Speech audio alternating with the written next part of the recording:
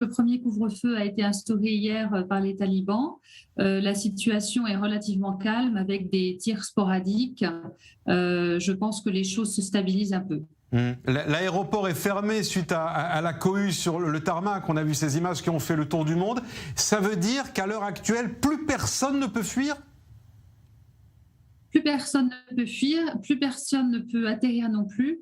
Je peux vous dire que l'épuration des talibans contre les intellectuels et les gens qui ont travaillé pour les puissances étrangères a déjà commencé dans certains districts de Kaboul. Nous avons des témoignages sur place de certains de nos professeurs.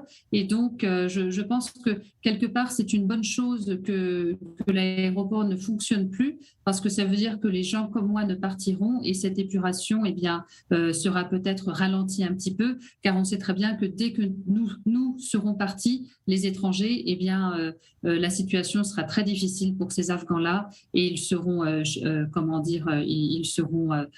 chassés jour et nuit par les talibans.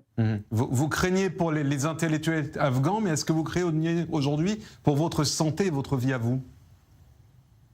Moi, non. Je pense que j'ai beaucoup plus de chances de m'en sortir que mes collègues qui restent derrière, mes collègues, mes étudiants qui sont associés avec moi, malheureusement, et toutes les promesses que nos valeurs leur ont données au fil de ces années qui, malheureusement, ne se sont pas matérialisées.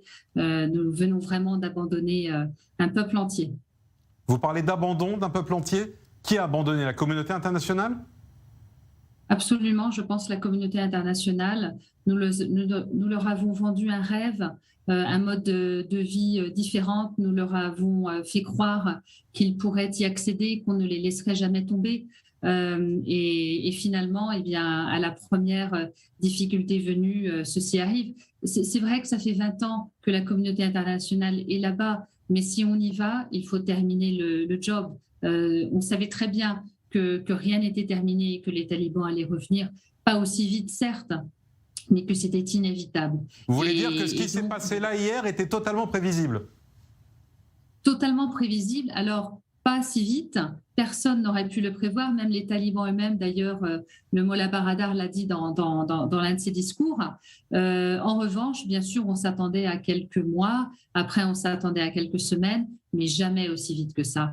Et je pense que c'est vraiment, une indication du fait que l'État afghan n'était pas prêt, les services de renseignement le savaient, et aurait dû anticiper d'une façon bien plus fonctionnelle qu'ils l'ont fait.